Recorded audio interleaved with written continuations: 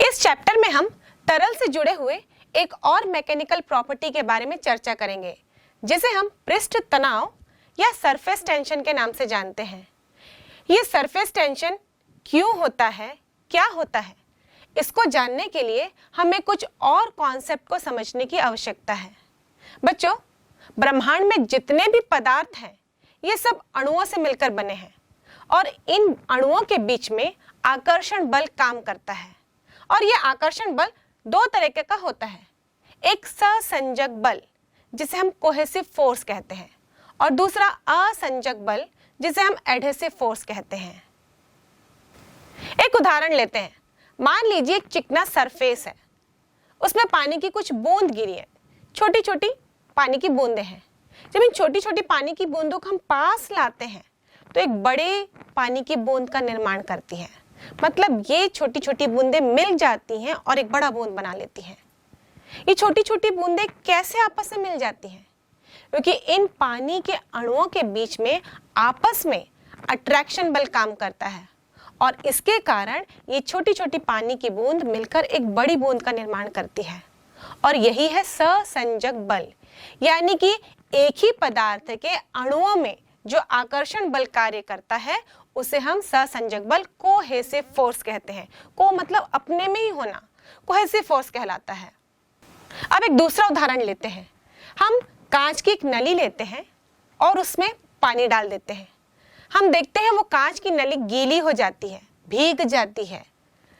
और ऐसा इसलिए होता है क्योंकि जो कांच के अणु हैं और ये पानी के अणु हैं, ये एक दूसरे को आकर्षित करते हैं और ये जो आकर्षण है इसे हम असंजक बल के नाम से जानते हैं, एडहेसिव फोर्स। मतलब एक पदार्थ के अणुओं का दूसरे पदार्थ के अणुओं के लिए आकर्षण बल कहलाता है असंजक बल, यानी कि एडहेसिव फोर्स। बच्चों, अपने फेविकॉल की बोतल या ट्यूब देखा होगा, उसमें लिखा होता है एडहेसिव। अब बताइए फेविकॉल क्या काम करता है? चिपकाने का काम करता है, जोड़ने का काम करता है। जब फेविकॉल से किसी वस्तु को चिपकाया जाता है तो वो आपस में जुड़ जाते हैं, क्योंकि फेविकॉल में ऐसा गुण होता है कि वो दूसरे पदार्थ के अणुओं को अपनी ओर आकर्षित कर लेता है और इसीलिए फेविकॉल का नाम एडहेसिव रखा गया है। इसका मतलब फेविकॉल में एडहेसिव फोर्स काम कर रहा है और इसीलिए ही हम फेविकॉल को, गोंद को एडहेसिव कहते हैं, जो दूसरे पदार्थ के अणुओं के लिए आकर्षण बल क्रिएट करते हैं, उत्पन्न करते हैं। अभी हमने कांच की नली में पानी वाला उदाहरण देखा और जाना ये कांच की ट्यूब को पानी गीला कर देता है। पर यदि इस कांच की प्लेट में यदि हम पारा रखते हैं तो पारा इधर उधर नाचने लगता है।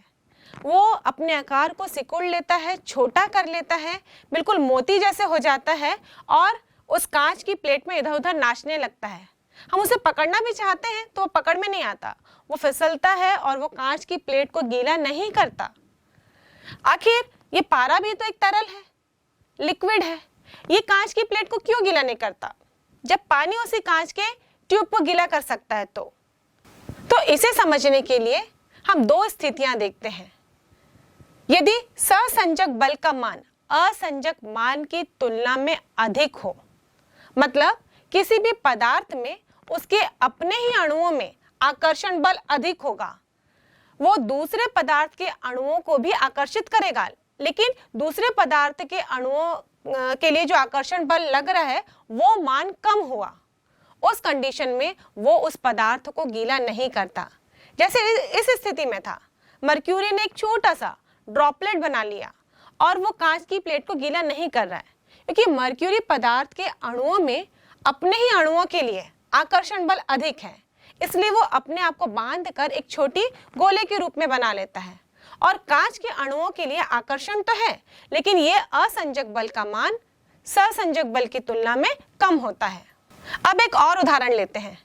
मान लीजिए हमारे पास एक बर्तन में तेल है, उसके स्वतंत्र पृष्ठ पर यदि हम पानी डालते हैं तो क्या होता है? क्या पानी तेल में मिक्स हो जाता है? कभी नहीं, बल्कि ये पानी तेल की सतह के ऊपर छोटे छोटे गोले बना लेता है। मतलब हमको पानी की बूंद नजर आती है, ड्रॉपलेट्स दिखाई देते हैं।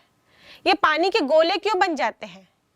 क्योंकि पानी के अणुओं के बीच में सहसंजक बल का मान इस पानी और तेल के अणुओं के बीच में जो असंजक बल होता है उसके मान से अधिक होता है, और इसलिए वो अपने में ही आकर्षण उत्पन्न करता है और अपने को ही सिमट कर रख लेता है और एक बूंद का निर्माण कर लेता है। अब चलिए इसका विपरीत उदाहरण लेते हैं। हमारे पास एक पात्र में पानी है और उसके ऊपर हम तेल डालते हैं, तो क्या होता है? क्या तेल की ड्रॉपलेट्स या बूंद आपको नजर आती है? नहीं, ये तेल इस पानी के स्वतंत्र पृष्ठ पर पतली फिल्म की तरह फैल जाता है। ऐसा इसलिए होता है क्योंकि तेल के अणुओं के बीच में आपस में जो अट्रैक्शन फोर्स है यानी सहसंजक बल, उसका मान कम होता है, जबकि इस तेल के अणुओं का इस पानी के अणुओं के साथ अट्रैक्शन फोर्स यानी असंजक बल का मान अधिक होता है, और इसीलिए असंजक बल यहाँ पर हावी हो जाता है और इसीलिए ये तेल पानी के स्वतंत्र पृष्ठ पर एक पतली फिल्म बना लेता है। क्या आप लिखते समय इंक पेन का इस्तेमाल करते हैं? जब हम इंक पेन से लिखते हैं तो कागज पर अक्षर उभरते हैं, यानी ये इंक थोड़ा सा फैलता है। ऐसा इसलिए होता है जो इंक के अणु हैं उनके बीच में अट्रैक्शन फोर्स काम कर रहा है यानी सहसंजक बल, और इंक और पेपर के अणुओं के बीच में भी एक अट्रैक्शन फोर्स काम कर रहा है यानी असंजक बल। यहाँ पर सहसंजक बल जो इंक के अणुओं के बीच में लग रहा है और असंजक बल जो इंक और पेपर के अणुओं के बीच में लग रहा है, सहसंजक बल का मान असंजक बल की तुलना में कम होता है, इसलिए असंजक बल यहाँ पर हावी हो जाता है और इंक उस पेपर में फैल जाता है। ऐसे ही जब हम चॉक से बोर्ड में लिखते हैं, ये सारे उदाहरण इसलिए दे रही हूँ बच्चों क्योंकि इसको आप अपनी डेली लाइफ में एक्सपीरियंस करते हैं, तो हम देखते हैं कि चॉक से लिखने पर बोर्ड पर अक्षर उभर कर आते हैं। ऐसा इसलिए होता है क्योंकि चॉक में भी अणुओं के बीच में सहसंजक बल है और चॉक के अणु और बोर्ड के अणु इनके बीच में असंजक बल है। यहाँ असंजक बल का मान सहसंजक बल की तुलना में अधिक होता है, इसलिए चॉक बोर्ड में चिपकते हुए अक्षरों को उभार देता है। ऐसा एक और उदाहरण है जिसे आपने अपने डेली लाइफ में नहीं देखा होगा, पीतल पर निकल की पॉलिश चढ़ाना, जिससे कि पीतल के बर्तन और भी ज्यादा चमकदार हो जाते हैं। पीतल के बर्तनों पर निकल की पॉलिश किस प्रकार चढ़ती है? जो निकल के अणु होते हैं उनके बीच में सहसंजक बल कार्य करता है आपस में, और निकल और पीतल के बीच में असंजक बल कार्य करता है। जब असंजक बल का मान सहसंजक बल की तुलना में अधिक हो जाता है, उस समय यह निकल पीतल के ऊपर एक परत बना लेता है, और इस प्रकार से हम पीतल के बर्तनों पर निकल की पॉलिश करते हैं। और इसी प्रकार हमने देखा कि सहसंजक बल और असंजक बल के बीच में यदि असंतुलन होता है, यदि एक बड़ा है एक छोटा है, उस कंडीशन में ही अलग अलग तरीके के सिचुएशंस उत्पन्न होते हैं। और इस असंजक बल और सहसंजक बल में जो अनबैलेंस है उसके कारण हम एक और निष्कर्ष निकाल सकते हैं। किसी द्रव में किसी ठोस के लिए असंजक बल का मान अधिक होता है सहसंजक बल की तुलना में, तो वह उस ठोस को गीला कर देती है, और यदि सहसंजक बल का मान असंजक बल की तुलना में अधिक होता है उस ठोस के लिए, तो वो उस ठोस को गीला नहीं कर पाती। इसको समझने के लिए हम एक और उदाहरण ले सकते हैं जो आपने अपने डेली लाइफ में जरूर देखा होगा। बच्चों, आपने कोचाई का पत्ता देखा है? यदि इसमें पानी डालते हैं तो ये कोचाई का पत्ता गीला ही नहीं होता, और यदि इसमें थोड़ा सा पानी डालें तो इस कोचाई के पत्ते पर वो पानी ड्रॉपलेट्स का निर्माण कर लेता है, यानी मोती के जैसा हो जाता है और उस कोचाई के पत्ते में फिसलने लगता है। अब बताइए यहाँ पे कारण क्या है? यहाँ पे पानी के अणुओं के बीच में जो सहसंजक बल है वो पानी के अणु और इस कोचाई के पत्ते के बीच में जो असंजक बल था उसके मान से अधिक होगा, इसलिए ये कोचई के पत्ते को गीला नहीं करता, या यूं कहे कि पानी उस पर नहीं चिपकता। ये पानी की बूंद और साबुन का बुलबुला ये गोल होते हैं। अब सोचिए ये गोल क्यों होते हैं? यदि हम किसी भी द्रव की स्वतंत्र पृष्ठ को देखें तो ये हमेशा अपने क्षेत्रफल को कम करने का प्रयास करती है, और आकृति गोल इसका क्षेत्रफल सबसे कम होता है। इसीलिए ही पानी की छोटी बूंद गोल होती है और साबुन का बुलबुला भी गोल ही होता है, क्योंकि ये स्वतंत्र पृष्ठ अपने क्षेत्रफल को कम करने का प्रयास करता है और एक गोल का रूप ले लेते हैं। और इसी तरह हम देखें कि द्रव का स्वतंत्र पृष्ठ हमेशा एक तनी हुई झिल्ली की तरह कार्य करता है, यानी स्ट्रेच्ड मेम्ब्रेन की तरह, और इसी खिंचाव को या इसी तनाव को ही हम पृष्ठ तनाव कहते हैं, यानी कि सरफेस टेंशन। लेकिन जब हम किसी द्रव के स्वतंत्र पृष्ठ को देखते हैं तो हमें तो वहां पर कोई तनी हुई झिल्ली नजर नहीं आती, और इसीलिए हम पृष्ठ तनाव को देख नहीं सकते। लेकिन पृष्ठ तनाव से जुड़े हुए बहुत सारे उदाहरण हैं, जिसके आधार पर यह निष्कर्ष निकाला जाता है कि द्रव की स्वतंत्र पृष्ठ हमेशा एक तनाव में रहती है। चलिए इसका एक उदाहरण लेते हैं। हम एक ब्लॉटिंग पेपर में एक सुई रख देते हैं। बच्चों, ब्लॉटिंग पेपर क्या होता है? स्याही सोखता, जिससे हम लोग स्याही को सोखते हैं, या पानी के पास भी उसको लाया जाए तो वो पानी को भी सोख लेता है। इसे हम फिल्टर पेपर भी कहते हैं। अब इस ब्लॉटिंग पेपर के ऊपर हमने पतली सी सुई रखी है, और हम इसको एक ऐसे पात्र में रखेंगे जिसमें ऑलरेडी पानी भरा हुआ है। अब इसे हम इस पात्र के ऊपर द्रव की स्वतंत्र पृष्ठ पर रख देते हैं। क्या होगा? धीरे धीरे ये स्याही सोखता पानी को एब्जॉर्ब करेगा, और फिर ये डेंस हो जाएगा और फिर पानी में डूब जाएगा। तो इसका मतलब ये है कि उसके ऊपर जो रखी गई सुई थी वो भी पानी के अंदर डूब जाएगी, क्योंकि सुई तो ऑलरेडी डेंस होती है पानी की तुलना में, तो जब भी उसको हम लोग पानी में रखते हैं तो वो डूब ही जाती है। पर यहाँ स्याही सोखता था, इसलिए अभी वो स्याही सोखता के ऊपर रखी गई थी। लेकिन कुछ देर बाद हम देखते हैं स्याही सोखता तो पानी के अंदर सिंक हो जाता है, लेकिन सुई अभी भी उस स्वतंत्र पृष्ठ पर तैरती रहती है। अब सुई इस स्वतंत्र पृष्ठ पर कैसे तैरेगी? क्योंकि जो इसका स्वतंत्र पृष्ठ है वो एक तनी हुई झिल्ली की तरह कार्य करेगा, मतलब वहां पर तनाव उत्पन्न रहेगा, और उसी तनाव में ही ये लोहे की सुई भी इस द्रव के स्वतंत्र पृष्ठ पर तैरती हुई नजर आती है। अब हम एक और उदाहरण लेते हैं। हम सोप सॉल्यूशन लेते हैं, साबुन का पानी, और इसकी पतली सी फिल्म बना लेते हैं। मतलब हमने किसी भी चिकनी सतह पर रख दिया जिसकी एक पतली सी फिल्म इस साबुन पानी की होगी, और इसमें हम एक धागा लेंगे और धागा को दोनों छोरों से बांध देंगे, और किसी भी टेढ़ी मेढ़ी आकृति का बनाते हुए इसे साबुन के पानी में डाल देते हैं। मतलब जो इसकी पतली सी फिल्म है उस पर डाल देते हैं। अब हम देखेंगे कि जो धागा है इस फिल्म में ऐसी टेढ़ी मेढ़ी आकृति का ही बना हुआ रहेगा। इसका मतलब इस धागे में तनाव लग रहा होगा। ये हमें कब पता चलता है? जब हम इस टेढ़ी मेढ़ी आकृति के बीच वाले जगह में छेद कर देते हैं, यानी जो साबुन की पतली सी फिल्म बनी रहती है उसको हम वहां पर एक सुई के जरिए या फिर किसी वस्तु के जरिए उसमें छेद कर देते हैं।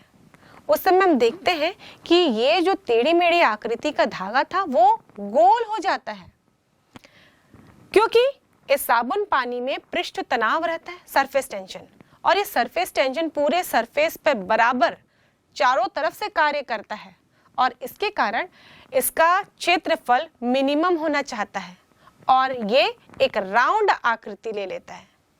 तो इस प्रकार हम कह सकते हैं कि किसी भी द्रव के जो स्वतंत्र पृष्ठ है वो हमेशा तनाव में रहती है, और इसी तनाव को ही हम पृष्ठ तनाव कहते हैं। अब इसको परिभाषित कैसे करेंगे? मान लीजिए हम इस द्रव के स्वतंत्र पृष्ठ में एक लकीर की कल्पना करते हैं, एक लाइन की। अब इसका स्वतंत्र पृष्ठ तनाव में खिंचा हुआ है, इसका मतलब इस लकीर के दोनों ओर लंबवत रूप से बल लग रहा होगा, और यह बल लकीर के दोनों ओर बराबर होगा लेकिन विपरीत दिशा में होगा। और इस काल्पनिक रेखा के किसी भी एक ओर हम बल को प्रति एकांक लंबाई में कैलकुलेट करते हैं तो इस स्वतंत्र पृष्ठ का पृष्ठ तनाव ज्ञात किया जाता है। तो इस प्रकार हम सरफेस टेंशन को इस तरह से लिख सकते हैं, पृष्ठ तनाव बराबर बल अपॉन लंबाई, जहां पर L हम ले रहे हैं, ये हमने एक काल्पनिक रेखा ली थी और ये जो बल कैलकुलेट कर रहे हैं ये प्रति एकांक लंबाई के लिए यदि हम कैलकुलेट करें तो पृष्ठ तनाव ज्ञात कर सकते हैं। तो इस तरीके से देखा जाए पृष्ठ तनाव बराबर होता है बल अपॉन लंबाई। अब यदि L बराबर 1 लेती हूँ तो उस कंडीशन में पृष्ठ तनाव F के बराबर हो जाता है, यानी बल के बराबर होता है। तो इस प्रकार हम सरफेस टेंशन को परिभाषित कर सकते हैं कि साम्य अवस्था में यदि द्रव के स्वतंत्र पृष्ठ पर एक काल्पनिक रेखा खींची जाए जिसकी लंबाई 1 हो, इकाई हो, तो उसके एक ओर कार्य करने वाले लंबवत बल को हम पृष्ठ तनाव कहेंगे और यह बल इस पृष्ठ पर स्पर्श रेखीय रूप से कार्य करेगा। मतलब जैसा पृष्ठ होगा उसी पर ही स्पर्श करता हुआ यह बल कार्य करता है और यह बल ही पृष्ठ तनाव के बराबर होता है। अब आइए देखते हैं इसका मात्रक क्या होगा। F का मात्रक होता है न्यूटन और लंबाई का मात्रक मीटर, तो न्यूटन अपॉन मीटर, और यदि हम सीजीएस पद्धति में देखें तो डाइन अपॉन सेंटीमीटर लिखेंगे। इसका विमीय सूत्र क्या होगा? बल का विमीय सूत्र mL_t-2 और लंबाई का L, तो इस प्रकार हम लिख सकते हैं mL0t-2। अब पृष्ठ तनाव के इस फॉर्मूले को जानने के बाद चलिए इस पर आधारित एक न्यूमेरिकल क्वेश्चन बनाते हैं। प्रश्न, पानी में तैरती एक सुई की लंबाई 3 सेंटीमीटर है। सुई को पानी के तल से ऊपर उठाने के लिए सुई के भार के अतिरिक्त कम से कम कितना बल लगाना पड़ेगा? T बराबर 7.2 न्यूटन प्रति सेंटीमीटर। इस प्रश्न में दिया गया है L बराबर 3 सेंटीमीटर, सरफेस टेंशन पृष्ठ तनाव T बराबर 7.2 न्यूटन प्रति सेंटीमीटर। यहाँ पर लंबाई और पृष्ठ तनाव दोनों में मात्रक देखें तो सेंटीमीटर है, इसलिए यहाँ पर हम कैलकुलेशन करते समय कोई कन्वर्शन नहीं करेंगे और इसे डायरेक्ट सूत्र में रखेंगे। सूत्र अनुसार होता है T बराबर F अपॉन 2L या F बराबर T इंटू 2L। सुई के दोनों ओर पानी का पृष्ठ है, अतः पानी के पृष्ठ के सुई के साथ संपर्क की लंबाई 2L होगी, इसलिए हम लिख सकते हैं F equal to 7.2 into 2 into 3 और इसे जब हल करेंगे तो हमें मिलेगा 43.2 न्यूटन। किसी भी द्रव के स्वतंत्र पृष्ठ में यह तनाव क्यों रहता है, इसका कारण क्या है? इसको समझाने के लिए वैज्ञानिक लाप्लास ने आणविक सिद्धांत दिया, यानी कि मॉलिक्यूलर थ्योरी। इसके अनुसार यदि हम किसी लिक्विड के अणुओं को देखें तो वो एक दूसरे से चिपके हुए नहीं रहते, बल्कि कुछ दूरी पर रहते हैं और इन अणुओं के बीच में सहसंजक बल कार्य करता है। मतलब ये एक ही लिक्विड के अणुओं के बीच में कार्य करने वाले बल को हम सहसंजक बल कहते हैं और ये इन अणुओं के बीच में निरंतर कार्य करता रहता है। लेकिन जैसे ही इन अणुओं के बीच की दूरी को बढ़ाते जाएं, तो ये सहसंजक बल का मान कम होने लगता है और एक दूरी पर आकर ये सहसंजक बल का मान 0 हो जाता है। यानी कि एक निश्चित दूरी के बाद दो अणुओं के बीच में सहसंजक बल का मान 0 होता है, यहाँ पर कोई बल कार्य नहीं करता। तो जितनी दूरी तक ये सहसंजक बल प्रभावी रहता है उसे हम कहते हैं आणविक परास, यानी कि मॉलिक्यूलर रेंज। और इसी मॉलिक्यूलर रेंज के अंदर ही ये सहसंजक बल कार्य करता है। और द्रवों के लिए ये मॉलिक्यूलर रेंज 10⁻⁻9 मीटर की कोटि का होता है।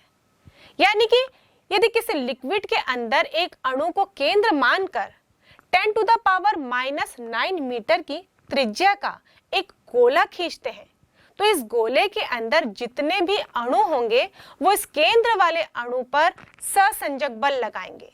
मतलब इस गोले के अंदर ही सहसंजक बल कार्य करेगा। और जैसे इस गोले के बाहर हम देखते हैं तो इस गोले के बाहर स्थित अणु इस केंद्र में स्थित अणु में कोई भी बल नहीं लगा पाएंगे। या यूं कहें सहसंजक बल का मान 0 होगा। तो इस प्रकार का एक गोला हम तैयार कर सकते हैं जिसके अंदर ये सहसंजक बल कार्य कर रहा हो, और इसे हम कहते हैं स्फीयर ऑफ इन्फ्लुएंस,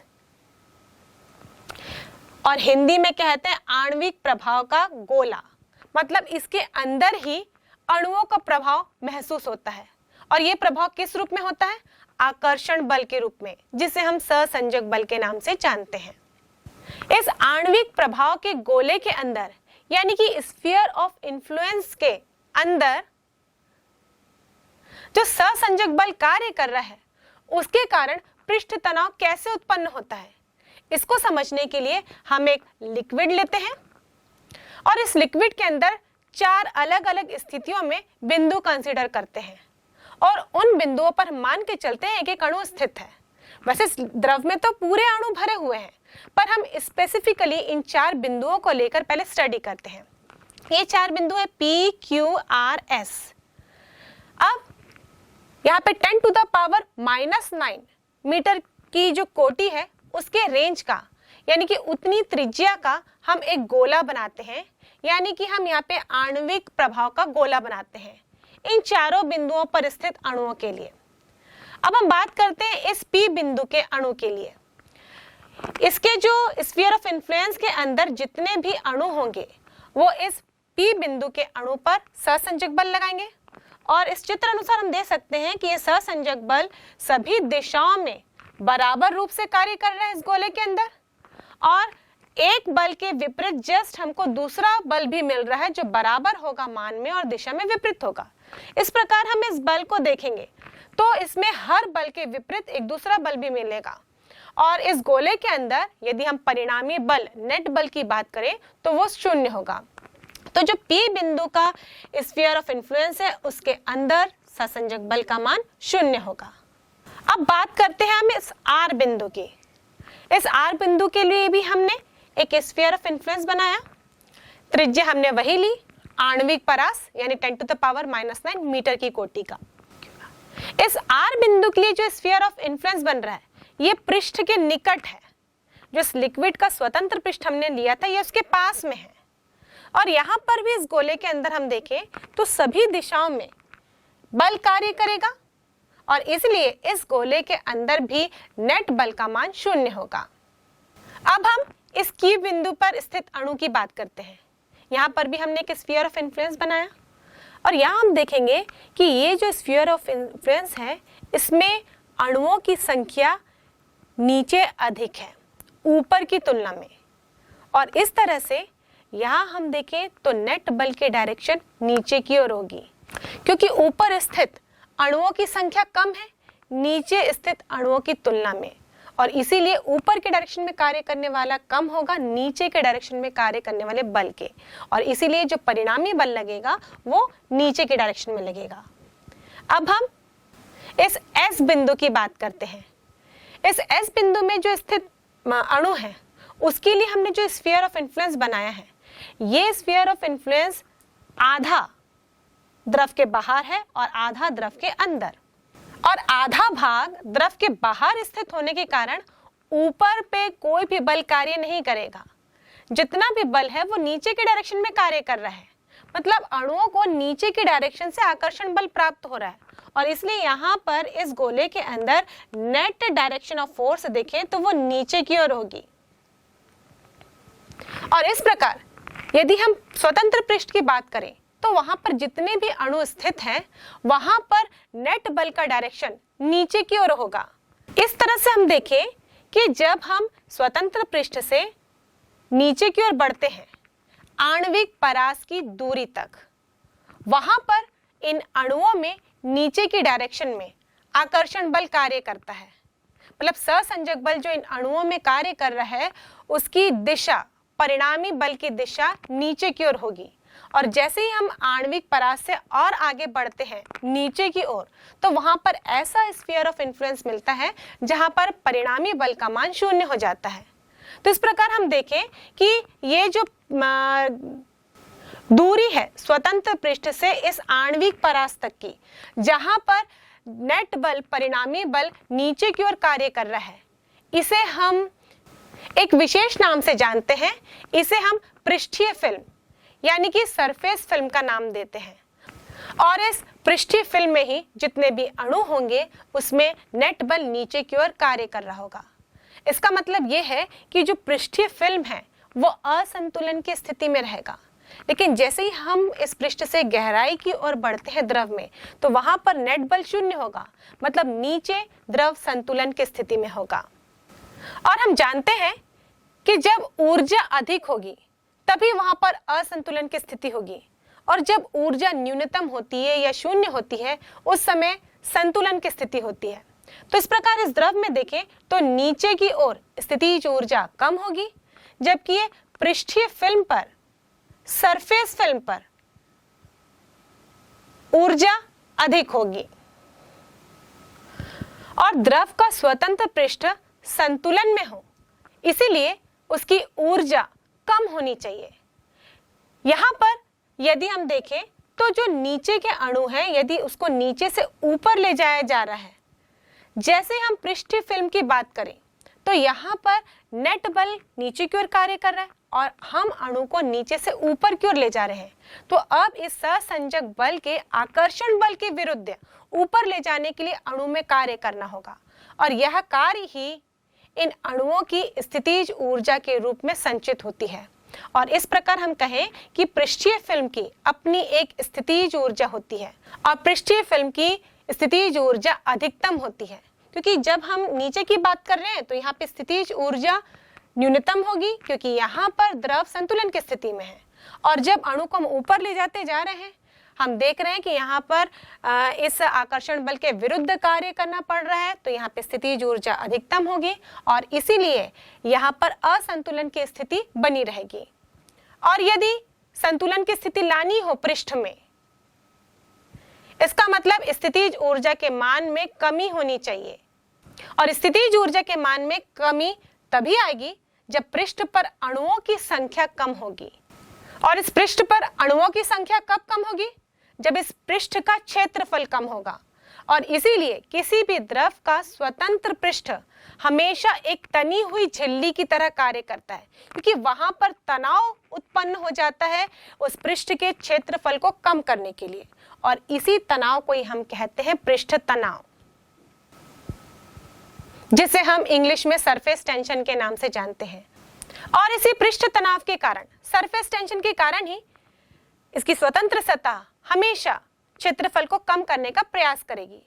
अब मान लीजिए इस स्वतंत्र पृष्ठ के क्षेत्रफल को बढ़ाना हो, तो इस पृष्ठ तनाव बल के विरुद्ध कार्य करना होगा, और यह किया गया कार्य ही इस स्वतंत्र पृष्ठ की स्थितिज ऊर्जा के रूप में संचित होता है, और इसे हम पृष्ठीय ऊर्जा या फिर सरफेस एनर्जी के नाम से जानते हैं।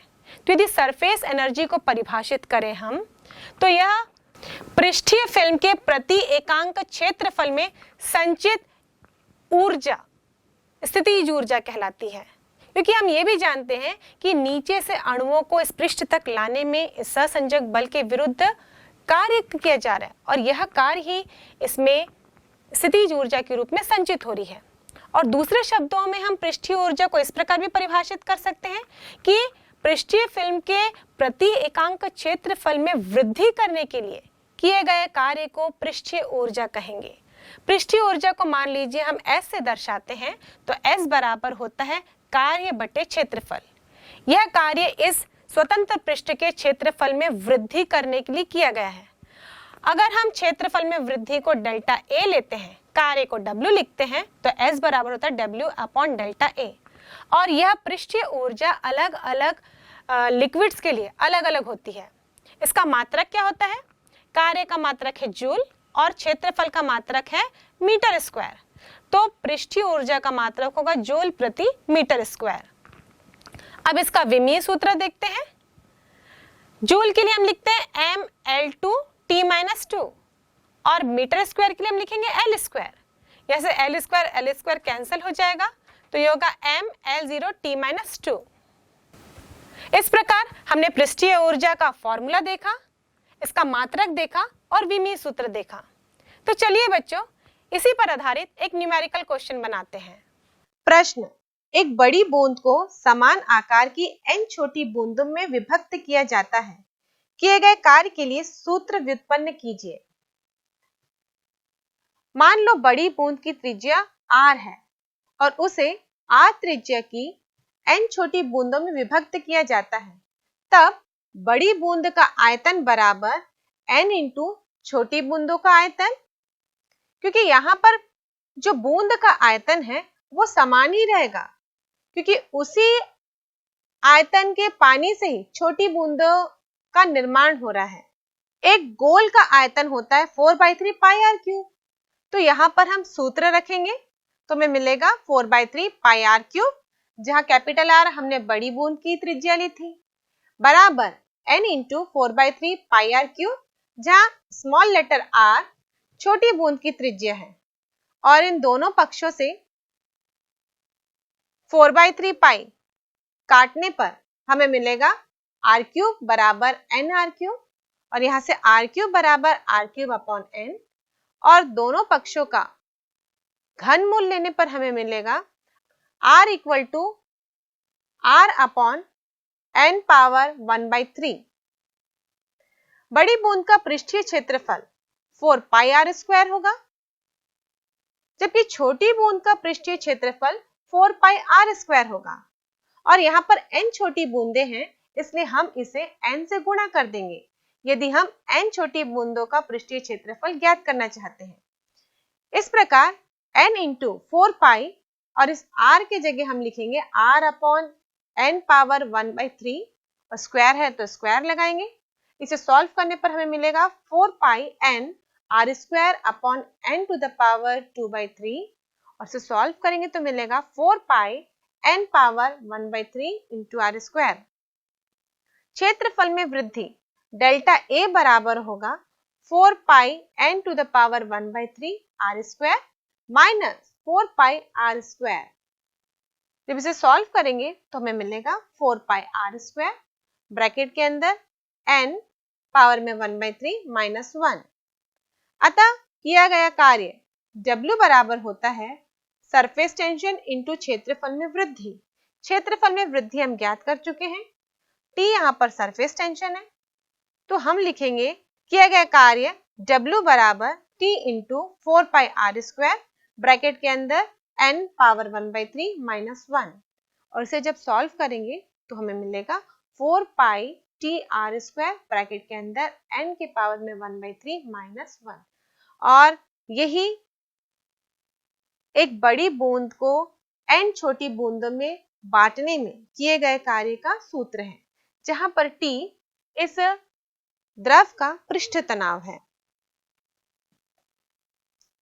प्रश्न, तार के एक आयताकार छल्ले पर 4 सेंटीमीटर इंटू 5 सेंटीमीटर की साबुन की एक फिल्म बनी है।